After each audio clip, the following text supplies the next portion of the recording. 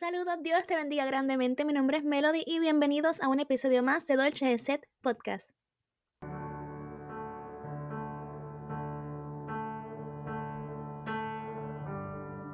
Otra semana más y yo súper contenta de compartir contigo. Adiós, gracias siempre por esta oportunidad.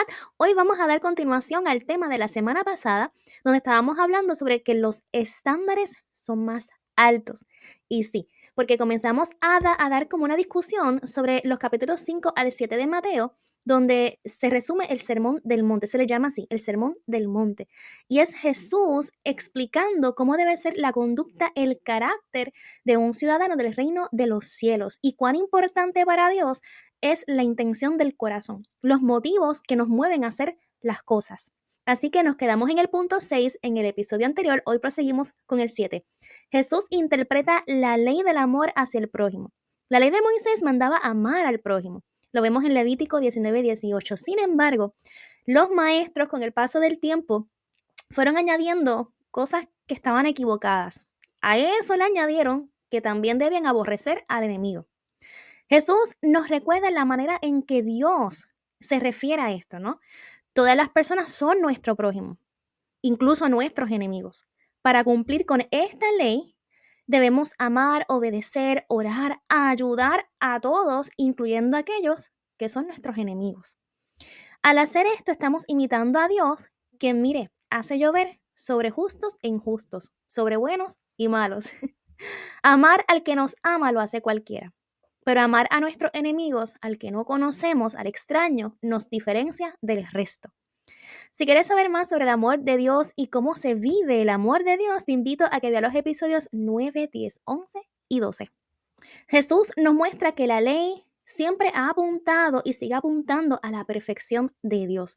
Y ningún ser humano es capaz de cumplir por sí mismo con ella, porque no somos perfectos. Por lo que no podemos ser justos solamente por cumplir la ley. El único capaz de cumplir la ley fue Jesús. Por lo tanto, solo por la fe en Jesús es que somos hechos justos. Y créeme que con la ayuda del Espíritu Santo podemos vivir una vida santa. Jesús nos dice cuál es el estándar de un hijo y una hija de Dios y debemos tener eso guardado en el corazón. Y por último, la preeminencia del amor. En Primera de Pedro 4:8 dice, porque el amor cubre multitud de pecados. Así que, ¿de qué manera podemos cumplir con la ley? Amando como Dios ama. Luego va el capítulo 6 de Mateo. Vamos a dar comienzo ahí. Punto número 8. Guardaos de hacer vuestra justicia delante de los hombres para ser vistos de ellos. De otra manera no tendréis recompensa de vuestro Padre que está en los cielos. Eso dice Jesús. Queriendo decir que cuando hagamos obras buenas, que no sea con la intención de ser vistos, para tener la aprobación de otros, para impresionar o para tener una buena reputación. Lo mismo se aplica al dar a otros. Cuando, por ejemplo, dice, des limosna, no hagas tocar trompeta delante de ti, como hacen los hipócritas en las sinagogas y en las calles, para ser alabados por los hombres. De cierto os digo que ya tienen su recompensa. Ya el ser alabados por los hombres es su recompensa, dice Jesús. Mas cuando tú des limosna, no sepa tu izquierda lo que hace tu derecha, para que sea tu limosna en secreto. Y tu Padre que ve en los secretos te recompensará en público. Era costumbre en los tiempos de Jesús el llamar, ¿verdad? O el que algunos llamaran la atención cuando hacían donaciones para ser vistos como, ay, qué generosos son ellos, ¿verdad? Pero al practicar la piedad y la caridad, nuestra intención debe ser ayudar y bendecir sin tener que hacer alarde de ello. Quien recompensa es Dios cuando se hacen las cosas para su gloria y con el motivo correcto. Luego Jesús habla sobre la oración, pero a eso le quiero dedicar uno o varios episodios más adelante. Punto 9. La importancia del perdón. Porque si perdonáis a los hombres sus ofensas, os perdonará también a vosotros vuestro Padre Celestial. Mas si no perdonáis a los hombres sus ofensas, tampoco vuestro Padre os perdonará vuestras ofensas. Debemos recordar que esto es para los hijos e hijas de Dios. Y quienes hemos sido perdonados, también debemos perdonar a otros. Así como Dios mostró su misericordia para con nosotros, debemos mostrar misericordia para con los demás. ¿Lo merecíamos? No, pero obtuvimos perdón. ¿Nuestro ofensor se lo merece? pero aún así debemos hacerlo, debemos dar el perdón. Al fin, nos libera a nosotros también. Además, piénsalo, seríamos hipócritas al pedir a Dios que perdone nuestra ofensa y perdone nuestros pecados y nuestras faltas y nosotros no ser capaces de perdonar al que nos ofende. Y recuerda que aunque algo no sea fácil, no lo hace imposible. El perdón no es una opción. Luego Jesús habla del ayuno, por igual que con la oración. Eso es un tema que en otro momento vamos a estar discutiendo. Punto número 10.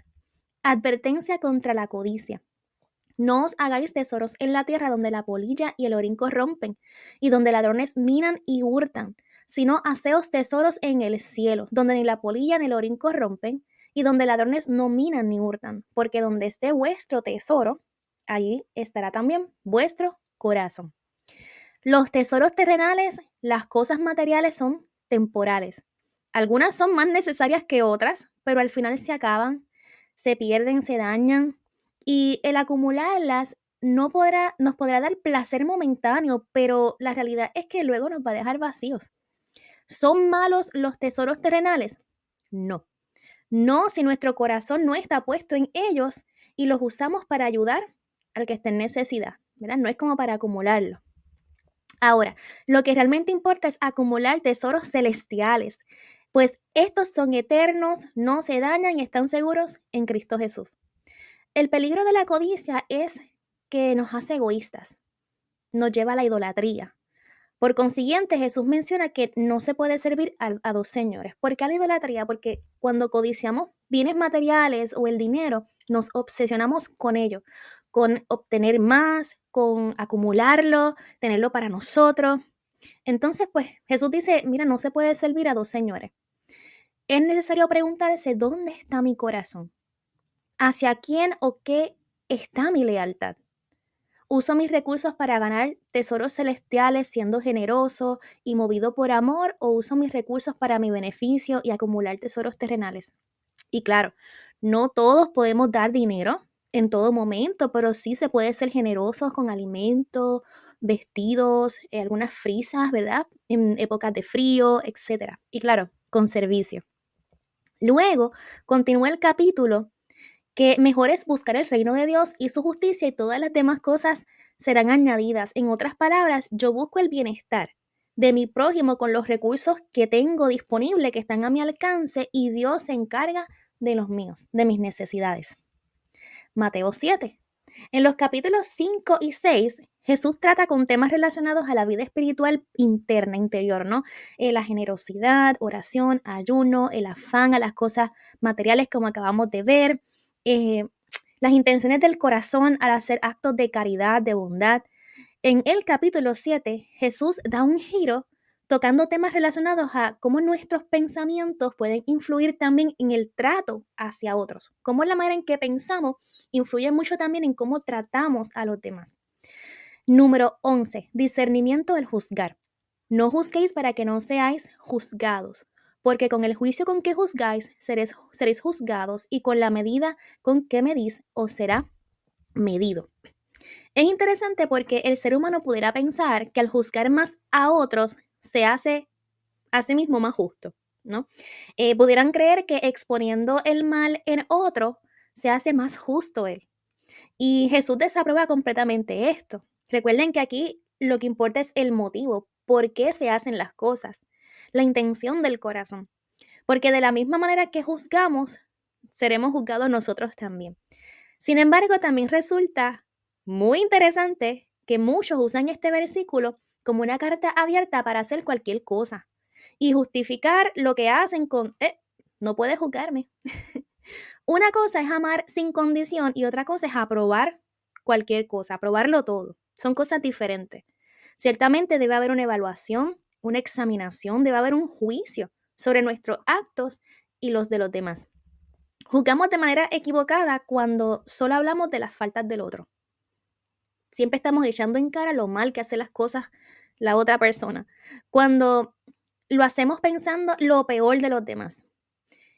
Cuando me comienzo a sentir mejor persona, soy mucho mejor, soy tan buena o soy tan bueno comparado con el otro, que no es necesario evaluarme, eh, ni ser empático con el otro, ¿no? Ya eso lo cae en un juicio equivocado, en un juicio incorrecto. Cuando solamente se reconoce los peores momentos del otro y no se es capaz de aplaudir y de reconocer esas cosas buenas que esa otra persona hizo. Jesús no prohíbe el juzgar a otros siempre y cuando se haga de manera justa y de la manera en que nos gustaría que fuésemos juzgados, con misericordia y con la intención de mejorar para nuestro beneficio. Ser justos al juzgar es que con el estándar que yo juzgo a otro sea el mismo estándar que me gustaría ser juzgado a mí. Y nuestro estándar como cristianos es el Evangelio, es la palabra de Dios. No es lo que creo, no es lo que opino, es lo que dice Dios en su palabra. Cuando uno debe juzgar, ¿verdad? Cada uno debe juzgar su actuar a la luz de la palabra de Dios y ver si hemos cumplido con ella a cabalidad, ¿verdad? Si hemos hecho lo que ella nos pide. Si no pudimos, nos arrepentimos. Si pudimos cumplir con lo que la palabra de Dios dice, amén, excelente. Eso nos debe motivar a seguir hacia adelante. De la misma manera, si yo examino, juzgo, evalúo los actos o las palabras de otras personas, debe ser en base a lo que la palabra de Dios dice que es bueno o malo. Esto es interesante porque a veces juzgamos a base de lo que es bueno o malo, pero si no es basado en la palabra de Dios, hay tantas cosas relativas. Y a veces hasta decimos, ¿verdad? Ay, no podemos juzgar al otro porque no sabemos por qué lo hizo. Pero si la palabra de Dios es clara, ese es el estándar que debemos utilizar para evaluar y examinar las cosas. Jesús luego menciona, ¿y por qué miras la paja que está en el ojo de tu hermano y no echas de ver la viga que está en tu propio ojo? ¿O cómo dirás a tu hermano, déjame sacar la paja de tu ojo y he aquí la viga en el tuyo? Hipócrita, saca primero la viga de tu propio ojo y entonces verás bien para sacar la paja del ojo de tu hermano. Algo jocoso que Jesús nos dice, ¿no? Es como un hombre con un barrote en su ojo, algo grandísimo en su ojo, tratando de sacar una paja en el ojo de su hermano, de su amigo, ¿verdad? Esto no solo habla de que en ocasiones nuestro pecado es más grave o nos ha llevado a una condición más grave que el de mi hermano o el amigo, sino también cómo seremos capaces de ayudar a otros a enmendar sus errores si, número uno, no vivo lo que estoy exigiendo al otro. Ejemplo, está el caso de la mujer que fue eh, encontrada en adulterio y rápido la llevaron a donde Jesús, ¿qué tú harías? ¿Verdad? Para que fuera juzgada. Y Jesús lo primero que dice fue, el que esté libre de pecado, que lance la primera piedra. Porque la realidad es que todos allí también tenían sus cositas escondidas. Y es tan fácil culpar al otro sin ver quizás el estado en el que uno se encuentra, ¿verdad?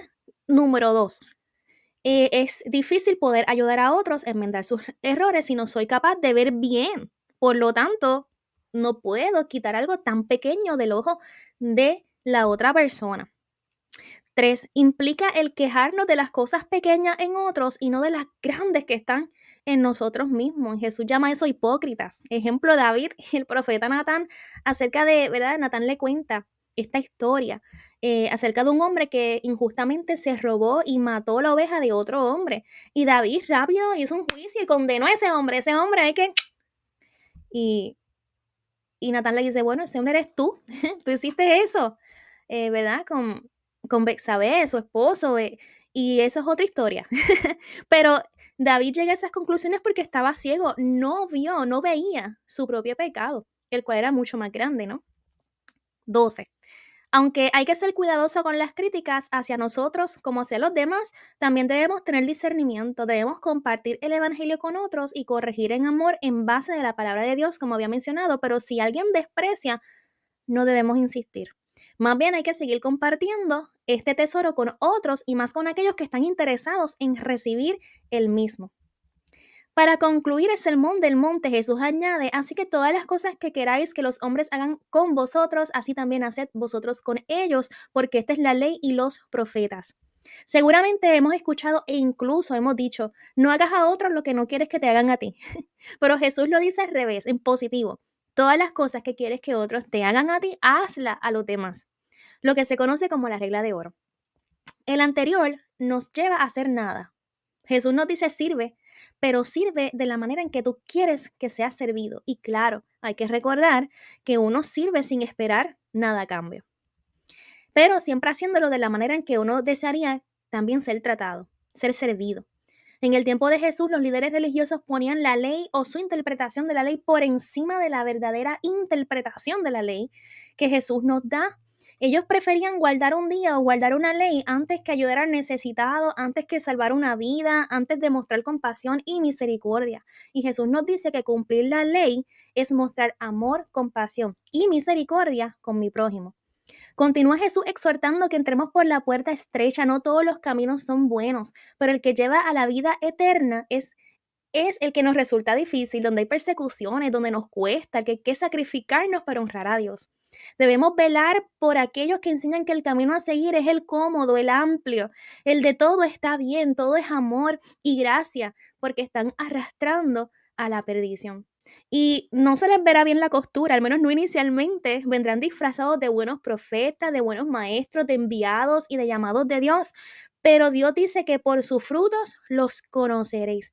Si no se alinean a la palabra de Dios, nos daremos cuenta de sus verdaderas intenciones y del error que predican. Finalmente, Jesús concluye el Sermón del Monte con una ilustración cuyo mensaje es simple. Cualquier que oyendo sus palabras las pone en práctica será como un hombre que construyó su casa sobre las rocas. Sabemos que Cristo es nuestra roca, nuestro fundamento, la piedra angular. Y con la llegada de vientos, agua y fuertes tormentas, él en su hogar, ese hombre, permaneció en pie. Por el contrario, el que no vive la palabra tendrá grandes ruinas. Somos llamados a ser hacedores de la palabra, a vivirla, a practicarla. ¿Cumpliremos con todo al 100% en todo momento? Seguramente no. Pero la gracia de Dios y el Espíritu Santo nos ayudan a dar lo mejor en este caminar como embajadores, representantes y ciudadanos del reino de los cielos. Recuerda que Jesús enseñó aquí el carácter de los ciudadanos del reino de Dios y debemos esperar que ese carácter sea diferente al carácter que es visto en el mundo. Y hasta aquí cierro.